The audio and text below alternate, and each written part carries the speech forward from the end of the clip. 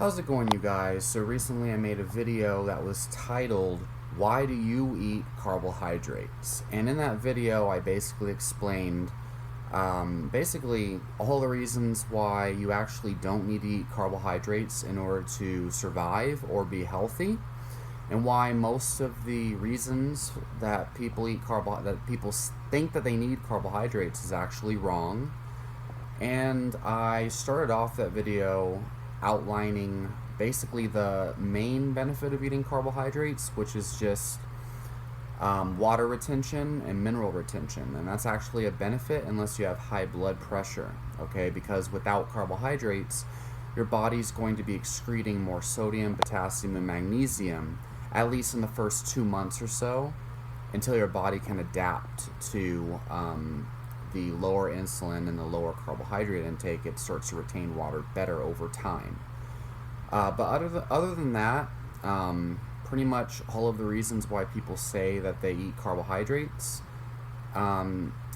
it's false, and it's based on misinformation that's spread by mainstream fitness, mainstream health gurus, and mainstream science at large. Basically, the majority of health recommendations are completely based on correlation studies, and it's plagued by healthy user bias. Or basically, the more fiber people eat, the healthier these people are in general. The same thing goes with studies that link red meat to lower health outcomes, to negative health outcomes. The more red meat people eat, typically the less healthier they are. And that has less to do with their red meat consumption, but more to do with the fact that healthy people follow healthy guidelines set out by the government. So eating more fiber is a healthy guideline set out by the government. So people who actually go to the gym and exercise, they don't smoke, they avoid alcohol, they avoid hydrogenated oils, they avoid vegetable oils, they avoid sugar and junk food. People who avoid drugs and alcohol and things that typically will cause ill health outcomes, they also avoid red meat, and they eat more plant foods. And when you see studies that say people who eat the most citrus fruits, or people who eat the most cruciferous vegetables, which was a finding from the nurses health study, for example, they're eating pounds of fruits and vegetables a day. So they're investing a lot of money in their health, which means they care about their health, which means overall they live a healthier lifestyle. It doesn't mean that the high intake of certain fruits and vegetables or the low intake of meat consumption is a causal factor in their health. What it means is healthy people do things that the government considers healthy, and that's reflected in correlation studies. I'm sure a lot of people probably won't be able to understand this, and that's unfortunate, but that's very important to understand. The same thing goes for gut microbiome. Gut microbiome is this whole idea that you need to eat carbohydrates and plant foods to fortify your gut microbiota. It's completely based on correlation studies. And I discussed this in detail in my last video that was titled, "Why Do You Eat Carbohydrates?" I discussed why the research done on gut microbiome and health outcomes is completely flawed. Essentially, it suffers from the same fallacy as fiber and high plant food and low meat consumption, is that healthy user bias. And there's actually studies that correlate. There's studies that show a causal link between low fiber intake and greater health outcomes, and greater animal food consumption and better health outcomes. And so it's a long story, a long rabbit hole to go down. But the main reason why people say they eat carbohydrates, number one, because it's healthy. What exactly makes carbohydrates healthy? There's really no solid reason. Somebody said antioxidants. Okay, so they contain a lot of antioxidants. So first of all, your body actually creates its own antioxidants endogenously. So you have superoxide dismutase and you have glutathione, and those are the two main antioxidants that your body produces naturally inside of itself from amino acids and vitamin cofactors. Your body, so there's a couple other endogenous antioxidants and other various mechanisms, but The main ones are those two, glutathione and superoxide dismutase. So when you eat adequate protein, you give your body enough amino acids, methionine, cysteine, or cysteine and methionine are the main ones. And then you have cofactors like choline, B12, and I believe there's a couple other B vitamins. I think folate might be one. And these vitamins and cofactors combine with the amino acids, cysteine, methionine, and I believe glycine as well. It plays a role in the glutathione chain cascade.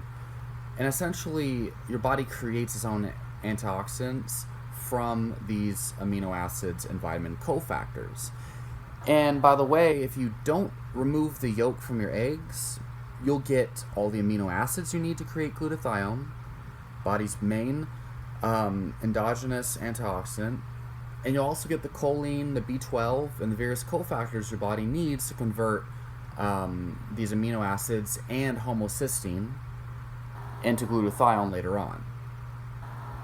And I've made many videos about this. A lot of people, they don't watch a lot of my content before commenting, but your body doesn't, you don't actually need to consume exogenous dietary antioxidants, okay? The studies that show antioxidants as healthful, so they have, so when you have intervention trials where people supplement isolated antioxidants, in general, especially in cohort studies, you don't find a significant benefit in health outcomes. In fact, a lot of cohort studies find greater risk of cancer and other things when people supplement isolated antioxidants. But when people eat high amounts of plant foods that are high in these antioxidants, they have less disease risk and greater health outcomes. So why is it that people who eat more plant foods that are high in antioxidants have better health outcomes, whereas people who eat more antioxidant supplements with isolated antioxidants tend to have more risk of cancer and things like that, or very little significant benefit at all? The reason why is, in general, if we're talking about all antioxidant supplements and antioxidants, it's probably healthy user bias, because we're talking about cohorts, people who already eat high amounts of plant foods. They have an overall healthier lifestyle. They want to be healthy. That's why they eat the plant foods. The plant foods don't necessarily make them healthy. They may contribute to health, though, but there's no causal role. There's no actual causal evidence of that. There are some intervention trials showing benefit of things like vitamin C and a couple others, but one of the main roles vitamin C plays in the body is actually recycling glutathione, and it's helping to boost the effects of glutathione. And a lot of these antioxidants that you find in plant foods, they act by harming the body first, which causes a hormetic response where your body upregulates glutathione, its own endogenous defenses, to neutralize the threat of the polyphenols, for example. So, like curcumin, for example, it creates free radical damage, essentially, and your body upregulates glutathione in order to neutralize the free radical damage caused by curcumin. Okay. And so over time, when you consume more of these plant foods, they strengthen your immune system. They cause your immune system to react to a higher degree, because your body is hormesis, it's hormetic response. So Google search hormesis so you understand what I'm talking about. But it's not that your body doesn't need curcumin or any of these antioxidants in order to survive or be healthy or be immune. And I, for one, have been eating very little plant foods, if any at all, for almost 2 years. It's going to be 2 years in approximately 4 months from now. And I have had no colds, no sickness at all. And I find that the least carbs and the least plant foods I eat, the healthier I am, as long as I'm not eating the damaging foods like the refined carbs and things like that. So antioxidants, your body doesn't, you don't need to consume antioxidants from plant foods um, to produce antioxidants inside your body. That's a falsehood. There's a lot of people trying to sell resveratrol supplements, curcumin supplements.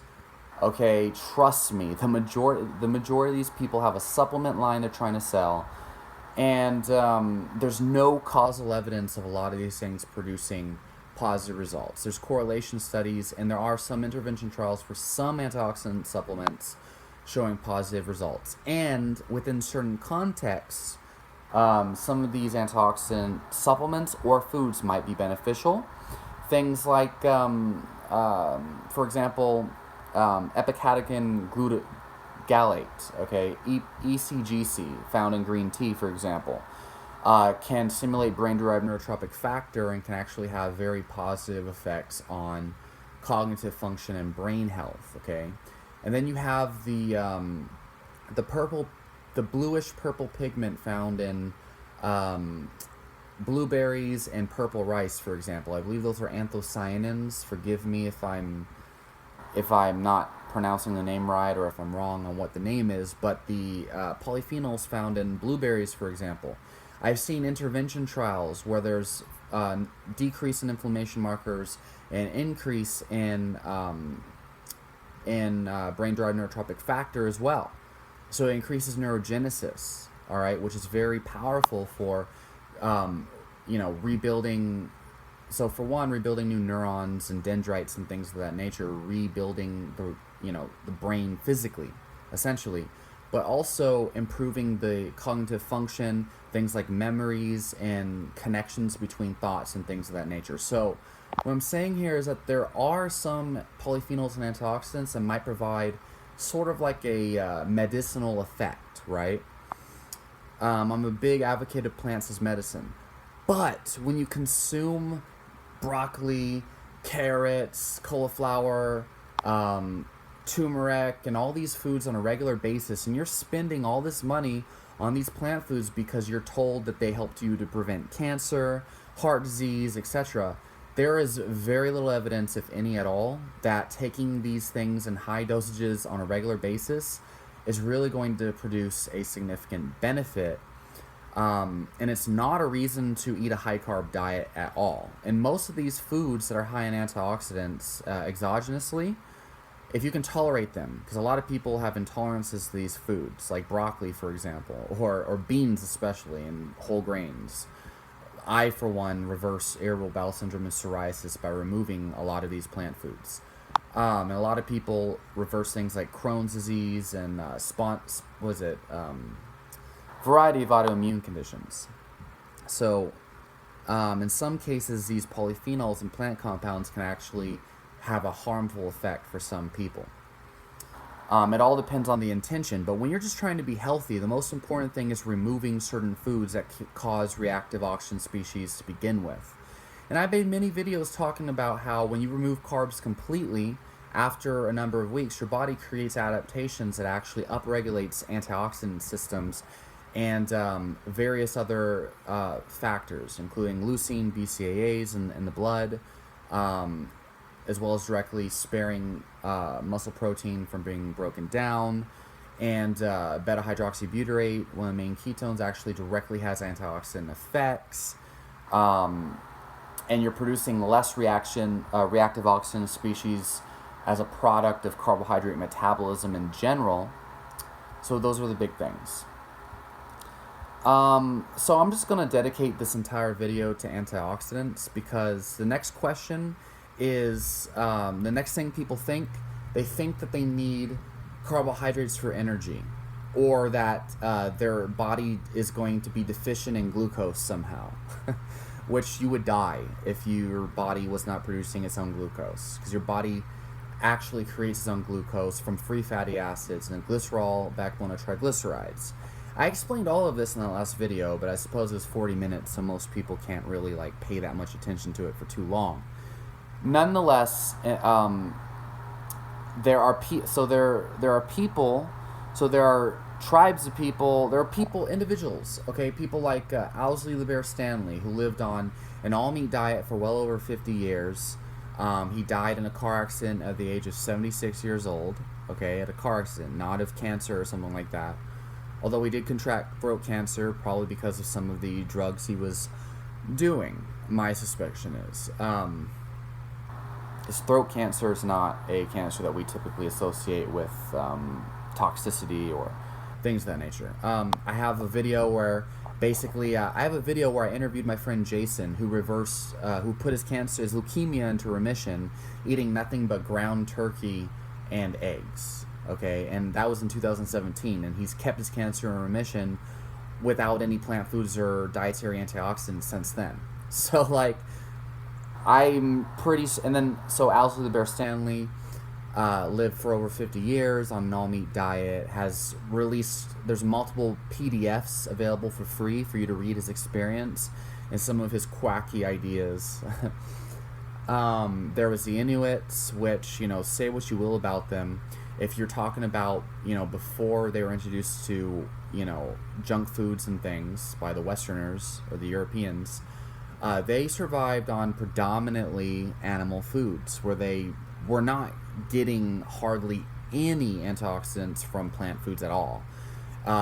Seasonally, like 1 month out of the year, they might gather blueberries and keep them frozen for a while.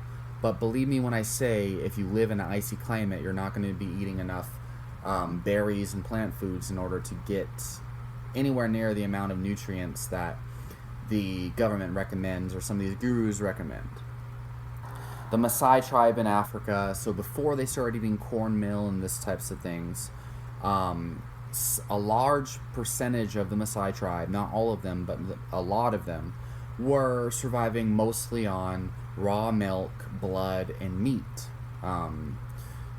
And of course, humans survived the Ice Age. How did humans survive the Ice Age? Okay, that was, was it 70,000 years? Correct me, okay? Please, someone in the comments, state how long the last Ice Age was, because human beings have been estimated to survive multiple Ice Ages. How did human beings survive the Ice Age if they required antioxidants to survive? Or if we're mostly herbivorous, or if we're frugivores, okay, or if we needed carbs to survive. How did we survive the Ice Age, huh? Well, I'll tell you how. We survived mostly on mammoths and large game animals, okay? We're mostly carnivorous. That's the only way we would have been able to survive. And we most likely spent a large amount of time in ketosis until we find, some tubers or something somewhere. But not in the Ice Age, not during the Ice Age. So multiple civilizations have lived predominantly without large amounts of plant foods or carbohydrates and these dietary antioxidants. The Maasai tribe in Africa, the Inuits, Owsley the Bear Stanley. Then you have these other carnivore people like Charlene and Joe Anderson, who have lived over a decade on a carnivore diet. And then you have, what's the other one? Michael Anthony? Is he another one? Or Michael Freeze, who created Carnivora Principia. It's a Facebook group where people share all their health benefits on the carnivore diet. This guy apparently has been on a carnivore diet for was it 7 years or 14? I don't remember. Seems to be doing okay. So look, if you want to eat carbohydrates, that's fine. But thinking that you need, or if you want to eat plant foods, that's fine. But in some, there's a lot of polyphenols in plant foods that can be used medicinally. I just drank a delicious pot of yerba mate. And I love yerba mate, and I find that it gives me a really great boost in creativity and things like that. Coffee is essentially a tonic for productivity. But you don't need carbohydrates to be healthy or to survive. You just don't. Not for antioxidants, and as far as in fiber, you don't really need them for fiber. So I'll make a separate video for fiber, and I'll make a separate video for glucose and glycogen, because most people they just assume they need carbs. They don't understand that the body creates its own glucose and glycogen without exogenous carbohydrates. People don't even know how the antioxidant system works. They just think, oh, I need to eat blueberries for my antioxidants. No, you actually don't. And you don't need fiber to poop either. I mean, and the whole reason why I'm making these videos is because for many people, these plant foods can be problematic because they can be causing intolerances and diseases that people don't even know they have. And a lot of people spend so much money on plant foods that they don't necessarily even, just because they think they need to. Also, the whole idea, and I've trained so many clients who they think that to be healthy they have to kill themselves and force feed salads down their throats. And it's so sad that there's so many people that can be helping themselves and solving chronic obesity, diabetes, and even prevent heart disease if they could follow a diet that produces health and is not hard to sustain. And part of this is understanding that you don't need to force feed yourself plant foods. You can eat them if you want as a part of a healthy diet, but you don't need to. So there is a lot of benefit in recognizing that they're not necessary. Because I feel like claiming fruits and vegetables are negative is not beneficial, but it's important to get this out there. So that's the antioxidant myth. I will make another video on the rest of these myths here soon. So leave your question, comments down below, and if you have any arguments against me or any science you want me to look at, or if you have any questions further, I'll be more than happy. I'm sure there's a lot of things that I missed and didn't touch on here in this video. So let me know down in the comments.